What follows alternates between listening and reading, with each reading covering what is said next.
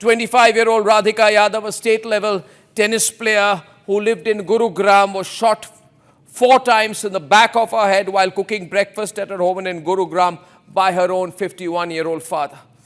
Now, ladies and gentlemen, yesterday there were reports that she was killed over an Instagram reel. Now sources reveal that 51-year-old Deepak, who's her father, confessed that he claims he was getting taunts, accusing him of living off his daughter's fame. She was running a tennis academy, and out of that rage, he killed her in cold blood. We still do not know details of this case, but we know that Radhika was killed by her 51-year-old father with 4 bullets, all fired from behind with chilling deliberation. Each bullet was retrieved from her body, and she bled to death. This is not just murder, it is a brutal indictment of a mindset that treats daughters as property.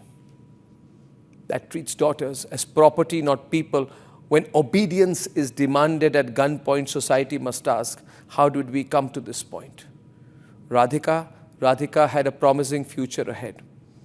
Promising state-level tennis player, ranked 1999 by the ITF, had competed in ITF tournaments in Indore, Kuala Lumpur and Malaysia, made her country proud, moved into the global sports entry-level circuit, and at the age of just 25 ran her own tennis academy. This is not an isolated case I'm talking about tonight. This reflects a very troubling pattern that we often overlook. Incidents like this, where daughters face violence for asserting their identity or achieving success, are much more common than we may realize. And when this 51-year-old man says, I killed my daughter because she was doing too well. I killed my daughter because she didn't listen to me. I killed my promising daughter, my tennis academy running 25-year-old independent daughter, because some people told me I was living off her income. Then I'd like to remind you of many other cases. It's gruesome, but I'll say 10 days back, a father killed his 9-year-old daughter because she failed to ride her bicycle, because she fell off her bicycle. In June this year, a man killed his daughter because she got less marks in a mock test. The story is told sometimes that we should be proud of all the achievements of women, daughters of our country, and we should be, but we are not telling the full story of how we still treat women. We say, yes, we are so proud of all the women scientists at ISRO, but are we honest enough to say that in January this year, a 20-year-old Tanu Gurjar was shot dead by her father days before her wedding for refusing to marry the man that the father has chosen for her. This happened in Gwalior.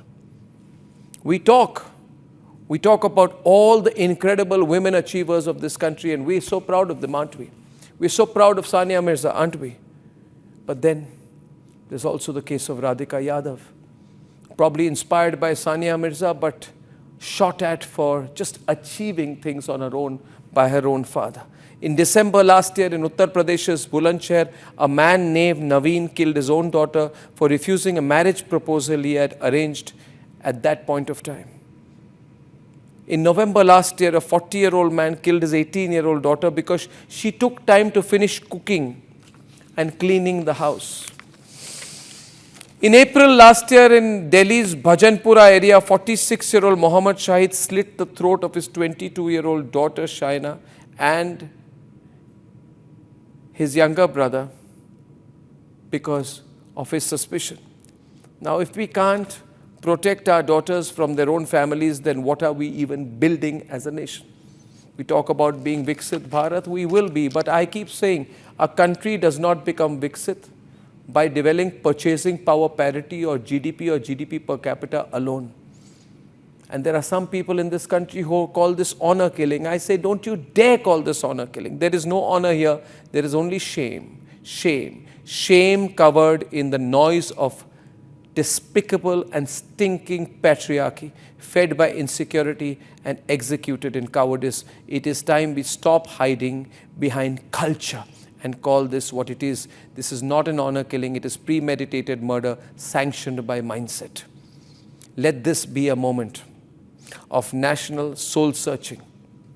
I wonder why, and I request all the members of the Nationalist Collective tonight, because you see, the politicians have failed us. The politicians have failed us.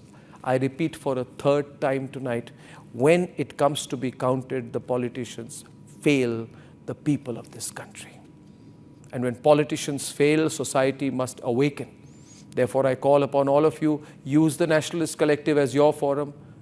Join us and express your anger against the politicians, because today, all the politicians of the country, all of them should only have been talking about this.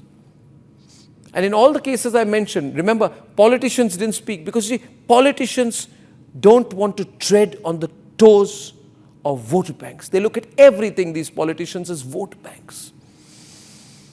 They look at the identity, language, religion of the accused and the perpetrator, then they make up their own mind. They don't think about nation first. Let Radhika's story not be reduced to a mere headline. Let this be a moment of reckoning for every girl who was told to stay silent, for every girl who was told to stay silent, stay small, stay invincible, for every Radhika whose name we will never know. The bullets did not just pierce Radhika's back. They pierced an illusion that our daughters are safe at home. The fact is, think about this, our daughters are not safe at home. We try to keep looking for iconic achievers who are women. Of course, we are so proud of them, but we want to hide the reality. And our politicians fail us. They don't make these national issues. They don't have national press conferences on this. They don't come on the streets on this. Because they want to save their vote banks. This is more than murder. This is a message. And that answer to that message is only outrage. There has to be an unrelenting national outrage on this.